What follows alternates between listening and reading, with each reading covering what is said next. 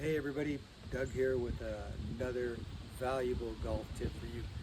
I'm here again at Pebblebrook Golf Course, hole 14, and that's actually what I want to talk to you about today, is particularly hole 14. Now everybody starts off playing golf just wanting to get the ball down the fairway onto the green. Let me see if I can get the ball into the hole. But you become a really good golfer, or a much better golfer at least, when you can begin to kind of choose your shots and pick your shots and how you can shape the ball a little bit.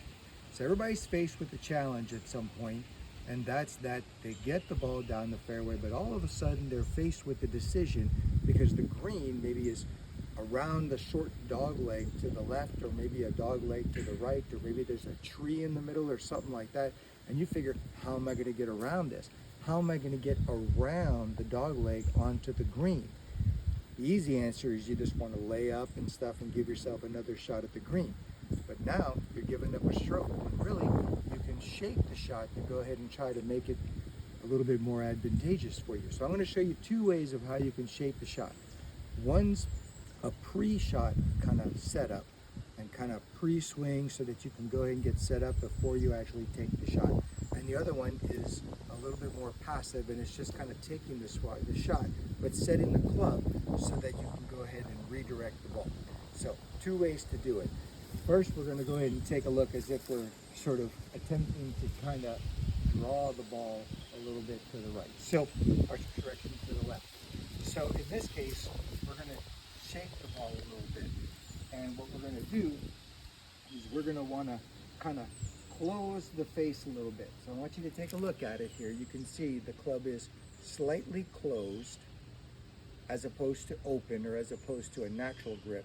But we want to slightly close it. And as we kind of address the ball, we want to think about the fact that we want the ball to go from right to left. So as we get ready to take that shot and we come back, we want to kind of rotate our wrist a little bit to the 10 o'clock position. So as we're closing, we want to kind of rotate it around, and that's gonna bring the ball from right to left. The other way we can look at it is a little bit more passive, and that's where we're just going to set the club up, and then we're going to take our natural swing. So in this case, again, I'm closing the club face slightly, but I'm going to face, where I want the ball to wind up. So as I'm kind of coming through, we're going to take our natural swing, and as I come through, the ball will naturally curve from right to left. Now we can go the other side and we can look for a slight fade. Same basic principle. The only difference is I'm opening the club face slightly. So again, I'm opening the club face slightly. And then we want to just kind of redirect a little bit, bringing our wrist into this 2 o'clock position now, because we're wanting to get a little fade, right? So as we come through, we're going to kind of go off to that 2 o'clock position and just kind of fade the ball around. Now we can also look at a more passive approach where we're actually going to just set the club up for what's going to happen and take our natural swing.